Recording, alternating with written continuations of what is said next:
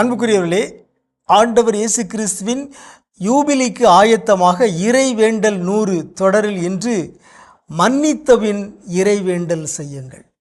ஆம் அன்புக்குரியவர்களே, நாம் ஜபிக்கின்ற பொழுது இறைவேண்டல் செய்வதற்கு முன்பாக மன்னிப்பு என்னும் மனநிலையில் நாம் இருக்க வேண்டும். மன்னிப்பு என்னும் செயலை நாம் செய்ய வேண்டும். மன்னிக்கின்ற பொழுதுதான் நம்முடைய இறைவேண்டல் இறைவனை சென்று அடைகிறது. மன்னிக்காத உள்ளத்தோடு, பகைமை உணர்வோடு, மனத்தாங்கலோடு நாம் இறைவேண்டல் செய்கின்ற பொழுது அந்த இறைவேண்டல் இறைவனை அடைவதில்லை. இதை இயேசுவே சொல்லியிருக்கிறார். மார்க் நற்செய்தி 11:25, நீங்கள் வேண்டுதல் செய்ய நிற்கும்போது யார் மேலாவது நீங்கள் மனத்தாங்கல் கொண்டிருந்தால் மன்னித்து விடுங்கள்.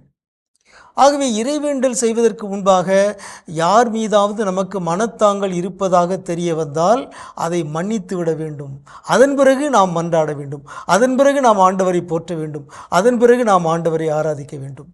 எனவே நம்முடைய ஆராதனை, இறை புகழ்ச்சி, மன்றாட்டு அனைத்திற்கும் அடித்தளமாக மன்னிப்பு இருக்கிறது.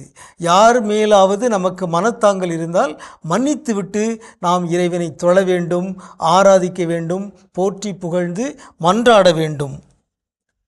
சீராக்கின் ஞான நூல் 28:2 நாம் வாசிக்கின்றோம், உனக்கு அடுத்திருப்பவர் செய்த அநீதியை மன்னித்து விடு, அவ்வாறெனில் நீ மன்றாடும்போது உன் பாவங்கள் மன்னிக்கப்படும். ஆகவே பிறரை நாம் மன்னித்தால் நாம் மன்றாடுகின்ற பொழுது நம்முடைய பாவங்களையும் கடவுள் மன்னிப்பார்.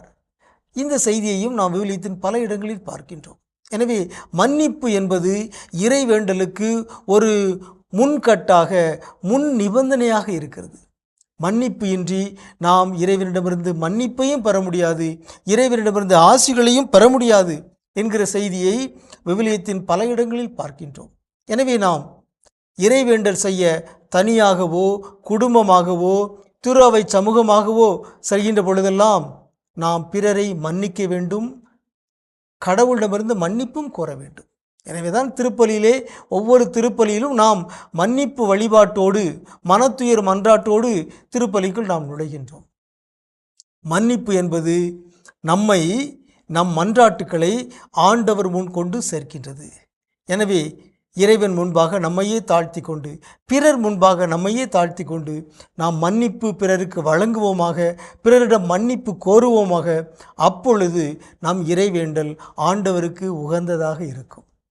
உங்களுக்கு அமைதி உரித்தாகுக.